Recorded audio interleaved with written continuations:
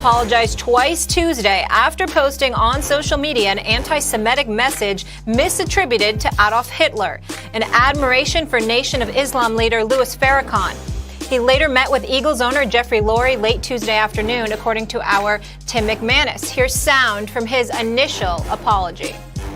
On behalf of myself, I just want to let you guys know I apologize. I didn't intend any harm or any hatred towards any people. I'm for one, I'm for love, and I extend it every day. People that know me know I have no hatred in my heart, and I never try to, put another religion down to uplift my religion or my race. So, from the bottom of my heart, I just want you guys to understand that, and it's coming from me and my feelings, and I just hopefully everybody respects my platform, my opinion, to try to just enlighten my people. And just let everybody know that there's no hatred involved.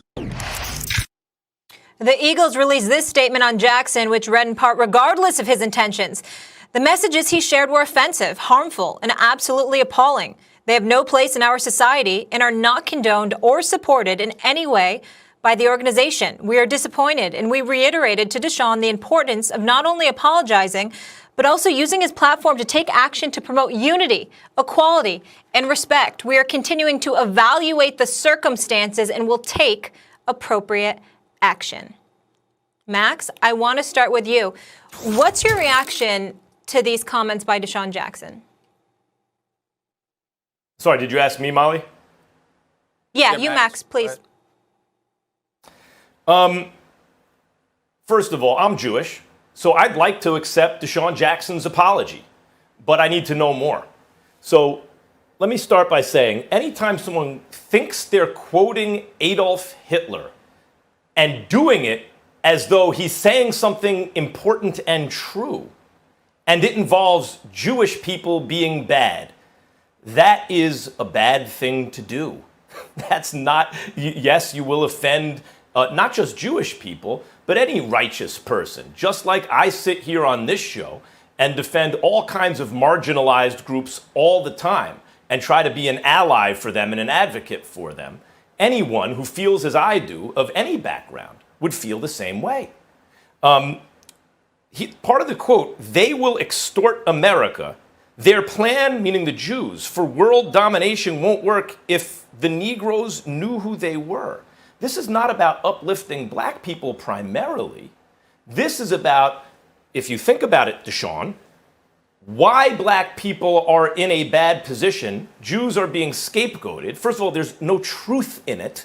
Jews do not have a plan for world domination. I have no plan for world domination, and there is no secret cabal with some plan for world domination. I don't even know what blackmail or extort America means in this context. I don't think you do either, and I don't think anyone does. It's unintelligible. It doesn't make any sense. And it plays on the worst kind of anti-Semitic tropes and stereotypes through the years, especially scapegoating Jews for problems. So what it appears to me is that DeSean Jackson is susceptible to low-quality information. And in the internet age, it's very dangerous to be that way.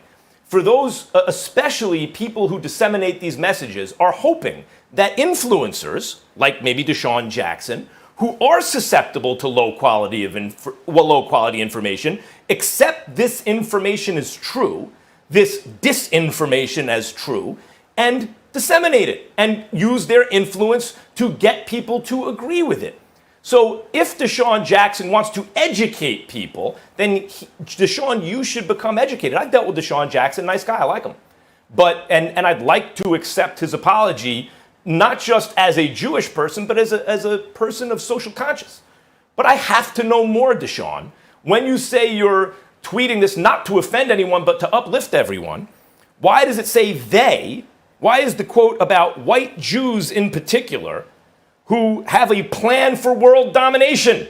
What is that about? You couldn't uplift African Americans without singling out Jews falsely for having some kind of conspiracy to Jews in particular to keep black people down or uninformed in order that the Jews should dominate the world? Do you understand? And the fact that it was attributed to Hitler and you thought that it was, it turns out it wasn't Hitler, but you thought it was? So I'm glad, DeSean, that you apologized. And I would like to accept it. But brother, I gotta know more. I gotta know much more. What you've explained so far doesn't cut it. Max Kellerman, I called DeSean Jackson yesterday. I spoke to him about it. He was incredibly contrite, very apologetic, because in his words, his message was completely misconstrued. At that time, I informed him, well, it's your fault that it was misconstrued.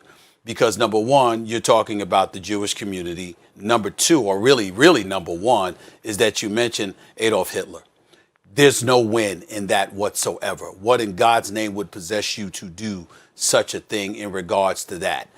Then he went into a little discussion about who he was around and what he was trying to say, but still in all, it was a bit convoluted, to say the least. And you saw when he tried to express himself on video that it was a bit convoluted. So in the end, what it comes down to is this. DeSean Jackson was wrong. He was wrong to mention Adolf Hitler. He was wrong to talk about the Jewish community in that fashion, particularly without thorough explanation of the facts to really accentuate whatever point you were trying to make, because we still don't really understand it at this particular moment in time. And number three, and more importantly, consider who he works for. This is not about the National Football League at this particular moment in time, even though obviously they've issued a statement and said what they've had to say. This is about the fact that Howie Roseman, who runs football operations for the Philadelphia Eagles, is Jewish. It's about the fact that Jeffrey Lurie, who is the owner for the Philadelphia Eagles, he is Jewish, all right? And this is the man that cuts your check. You have to deal with the ramifications and the fallout from that, because make no mistake, there's going to be something, whether it's a suspension or even something more severe. Now, here's where I will speak up and come to DeSean Jackson's defense. When he says that he meant no harm, there's nothing in this history that says that he does. He has been somebody that has been a good dude. He has contributed to the community. He has never disseminated anything close to anti-Semitic remarks in the past. A matter of fact, when it comes to the Philadelphia Eagles, he should be perceived as more of a victim than a villain. Remember, it's the Philadelphia Eagles that let him go in 2013, or after the 2013 season in 2014. It was the excuse under the Chip Kelly regime, and don't even get me started with that, where they used his supposed affiliation with gang members that ultimately pushed him out the door, and come to find out there was no truth to the assertions that were being made about him. They castigated this man. They villainized him in ways that justified them letting him go, even though he had had like 82 receptions for over 1,300 yards, and there had been nobody in NFL history that had been traded to a team within their own division after achieving such numbers in NFL history up until that point. This is the same Philadelphia Eagles organization that in 2013, you had a guy, or 2014, Riley Cooper, a former wide receiver there, who couldn't shine DeSean Jackson's shoes. This guy is at a concert. He's spewing the N-word all over the place, directing it at blacks in attendance, and specifically a black security guard. And not only was he not really suspended, he basically got a day off. And then after that, a few months later, he was given a $25 million contract extension by this same organization. So all of those things are things that we have to take into consideration. We can't explain, nor can we condone what DeSean Jackson did, because to be quite honest with you, even though I believe him as a person, I believe in his heart. I think he's a good person. I don't think he's trying to divide anybody. I think in a weird, inarticulate kind of way, he was definitely trying to uplift, folks within the black community. I don't think this was the way to go about doing it. I think it's absolutely right for folks to speak out against him. I don't even have a problem with former president of the Eagles, Joe Banner, who was there from like 1995 to 2012, if I remember correctly. He's the guy that drafted DeSean Jackson in the second round back in 2008, if I remember correctly. He spoke out against DeSean Jackson by saying, if this were a white person that had said that about a black person, you best believe there would be meetings. We'd be discussing what to do with him and whether or not to keep him on the roster. Factually, that's correct. But from a heart perspective, you do have to take into account somebody's body of work, their history, and the fact that this is a clear, glaring mistake, but one he openly admitted almost immediately. And I think this is what he has to address, he cut Stephen A. the guy some slack. I agree, but he doesn't. But not until he has some explaining to do, and he hasn't really addressed it. And that's why I say I need to know more. I don't think DeSean Jackson should lose his job yet. I mean, like if in that explanation it turns out this is really what he means, we could have another conversation. But I don't think over this so far he should be maybe not even suspended or anything like that. Depends on his explanation. Here's the problem I have, because you've got a lot of explaining to do.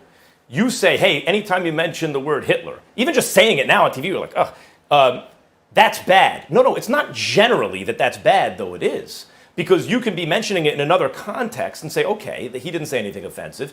In this case, it's the worst kind of bad. He's quoting, falsely, Hitler as though he's wise and speaking the truth about Jews. Stephen A., it's as bad as it gets. And here's the problem. The white citizens of America, he quotes, will be terrified to know all this time they've been mistreating and discriminating and lynching the children of Israel. In other words, let me be very clear what this means. I'm from New York as you are, Stephen A. I understand what he thinks he's saying. There is bad information out there, especially on the streets, by the way, that claims that one of the conspiracy theories goes that white Jews are only claiming to be the children of Israel and intentionally keeping African Americans, black people, in the dark that they're in fact the real children of Israel, and keeping the world in the dark about that, because that way they can somehow control the world, the white Jews. And that here's what's critical, because he thinks, remember, DeSean's saying I was trying to educate my people, right? He's trying to miseducate them. The white citizens of America, meaning the non-Jews, would be terrified to know all this time that they've been mistreating and discriminating and lynching the real children of Israel, meaning black people. In other words, the white Jews, like in the South, for example, the white people in the South, for example, who also hate Jews. So I'm talking about the ones who are lynching black people. The crimes they committed, they wouldn't have done it had it not been for the machinations of the white Jews who's convinced them that, in fact, they're Jews and not the black people. Do you understand? It's lunatic, conspiracy, anti-Semitism. Like classic anti-Semitism. That's what he thought. That is the message. What I just said is the message he thought he was educating. So what I need to know from DeSean Jackson before an apology is legitimate is, do you understand that's nonsense? What did you mean by that? Why did you repost that? Not generally that he quoted Hitler or thought he did, but specifically what he quoted. Until he deals with the message itself, I can't accept the apology, though I'd like to. I'd like him to give me an explanation that makes sense so I could say, got it. Well, I'm going to do something for you that I don't believe, honestly, that you do enough for me, if I'm being totally honest with you. And that is this. I'm going to defer to what you're saying when it comes to the Jewish community in terms of how y'all choose to interpret what he's saying. Because I have no idea. Like, for example, everything that you just explained, you might be right. I don't know. Because I didn't understand what DeSean Jackson was saying. And based on on how in-depth your explanation was, I find it hard to believe that he was thinking that in-depth. Because I think that if he were, he would choose to use some forum other than Instagram or any social media page to just say it like that. I'm not saying that you're wrong.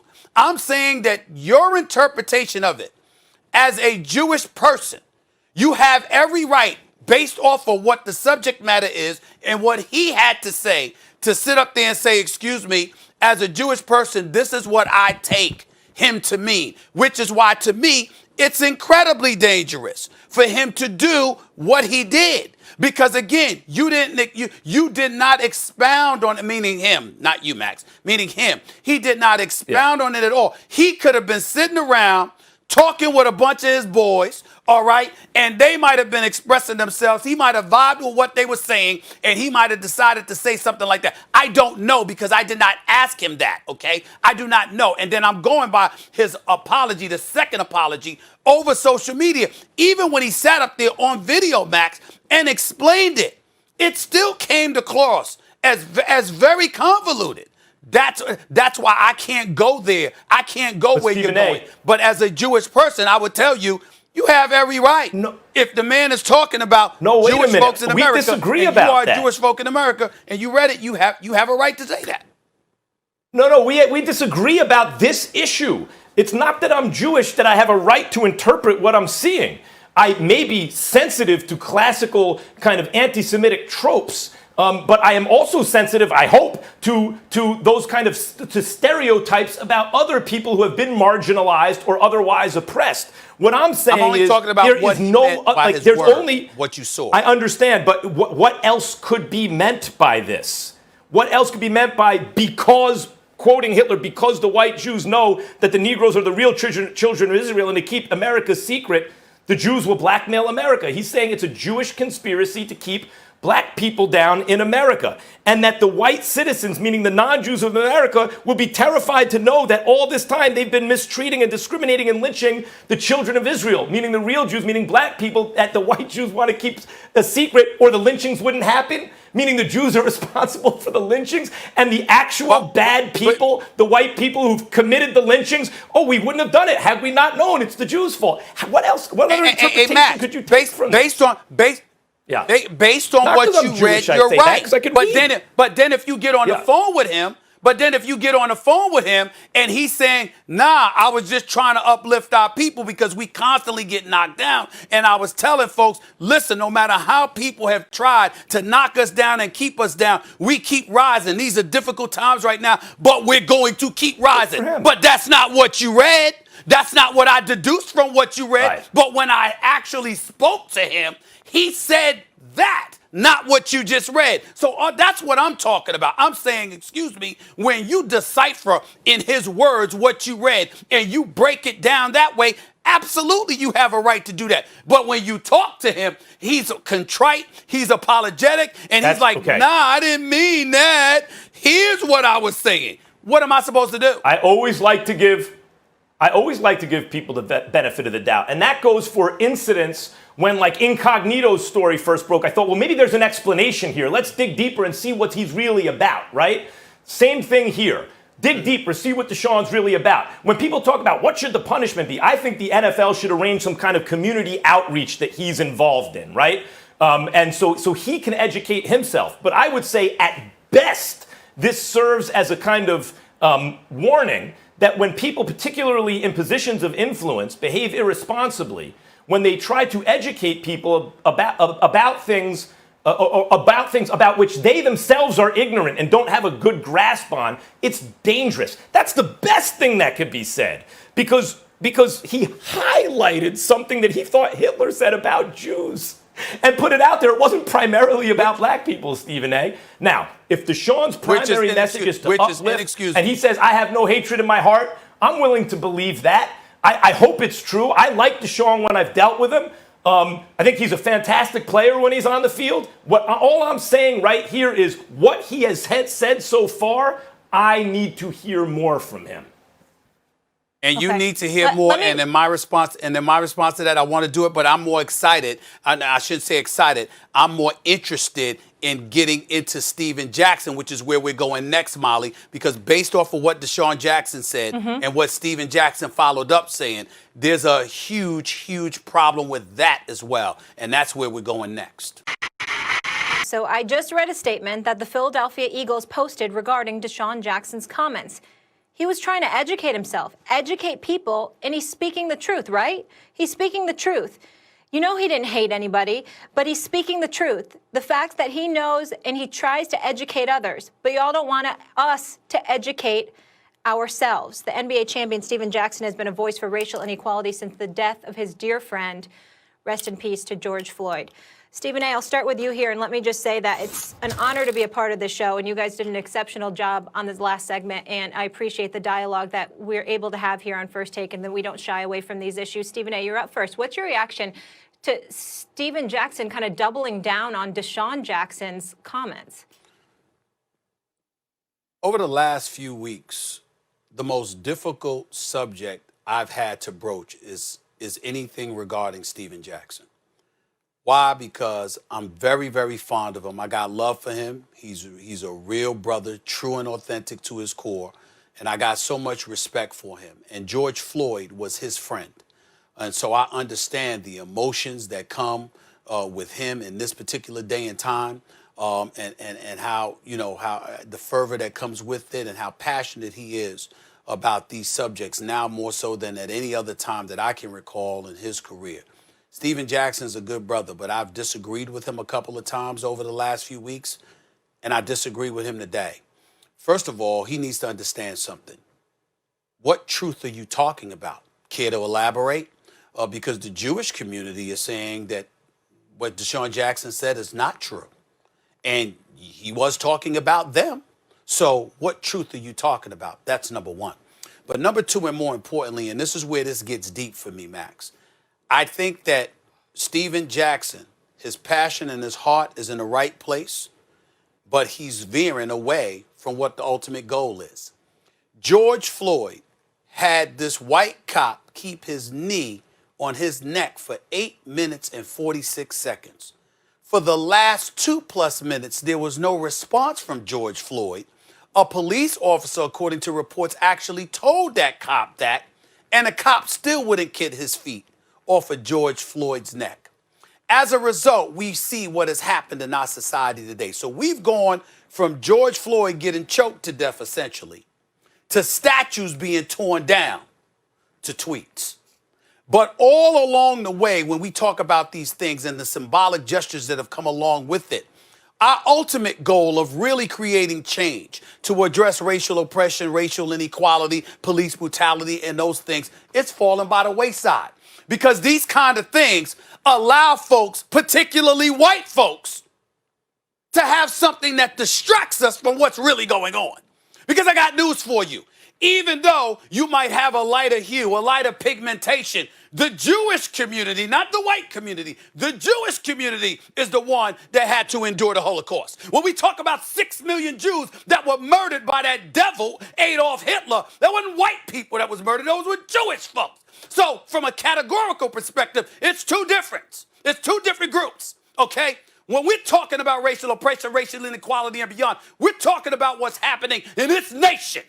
In this nation. Now, we might sit up there and look at the Jewish community, and Max, you have educated me about that because the perception was Jewish folks stick together, and obviously they're incredibly empowered and stuff like that. And you, as I'm sure you will do again, had to educate me about things that go on in the U.S. community and how folks feel about those things. And I stand back because I'm not Jewish, you are. But I can tell you this. When we sit up there, a lot of people in the black community respect the Jewish community because the perception of y'all being together and coming together and galvanizing to address certain issues is what we believe as a community we should do a better job of. But who is that against? It's against white folks in positions of power that have exercised racial oppression, racial inequality, and things of that nature. If you're Stephen Jackson, if you are others, particularly in this moment in time, that's what our eyes were supposed to be focused on. But here we are talking about some post on Instagram and Stephen Jackson validating it through his eyes and through his lens. And we're talking about that instead of what Stephen Jackson himself has said he wants us to focus on. And so now as a result, what are we going to be talking about? We're talking about Adolf Hitler. We're going to be talking about being educated about the Holocaust and the Jewish community and Jewish history. We're going to be talking about those things instead of issues that directly involve us as black people. I'm sure that wasn't Stephen Jackson's goal. I'm sure that wasn't DeSean Jackson's goal. But it happened. And now, watch what happened. I mean, if another... We're going to sit up here and talk about that instead of these other things. If another community that has experienced oppression or marginalization or discrimination in various ways gets some of what you would call the shrapnel, like becomes some collateral damage in our kind of culture wars right now, and the light is shown upon the plight of Native Americans or the history of oppression of Jewish people, that's okay. That we can take some time out and say, from focusing on African Americans who are, I mean, the story of this country cannot be told without talking about our original sin as a country, which is the way that European Americans treated African Americans and Native Americans, but particularly what has been the focus recently is African Americans. And that's really this country's history.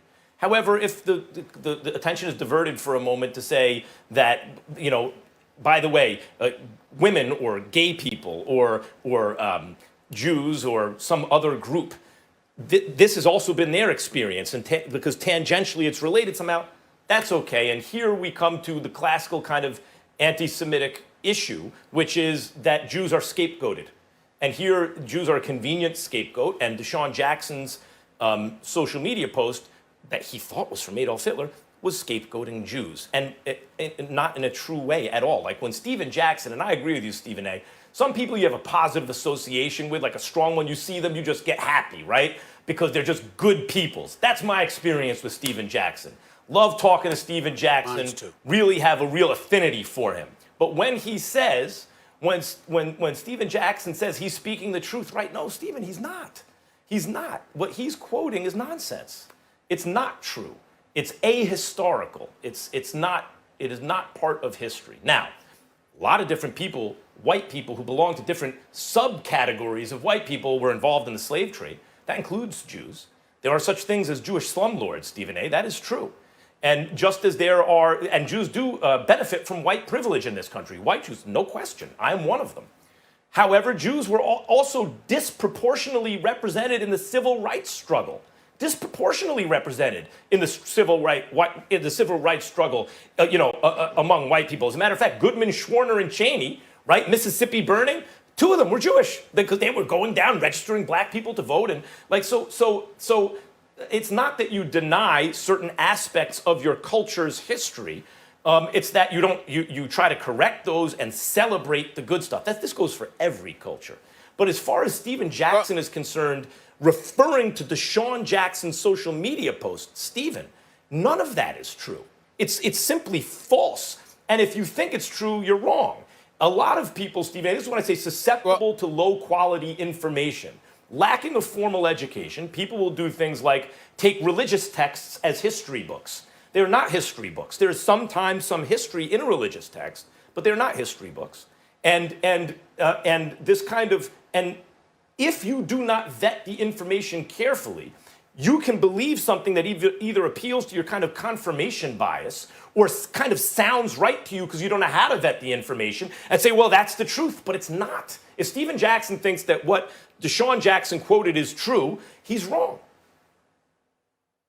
Let me break something down. Let me try to put it in simpler terms to Stephen Jackson. For example, black folks were making a lot of noise about addressing racial inequality and racial oppression, and the affirmative action policies were born because of that, okay? Who's been the biggest benefactors or the biggest beneficiaries of affirmative action? It's white women. Do your homework. Throughout history, it's white women that have been the greatest beneficiaries of affirmative action. It certainly hasn't been black folks. That's number one. And why do I bring something like that up, Max? Because you know what, in the newspaper industry, I recall when I was in pursuit of being a general sports columnist, Molly and Max, that's what you wanted to do. This is before the advent of social media and the .com world and all of that. We wanted to be a general columnist, a general sports columnists and stuff like that. You know how many papers we ran across that didn't feel the need to hire black columnists because there was a white person in there that ingratiated themselves enough with the black community, where the black community received them in a favorable fashion. So why do we need that? We already got black folks supporting stuff like that. These are the kind of things that transpire. We're on national television right now. We work for ESPN, and I'm telling you, there are people within the walls of ESPN where we work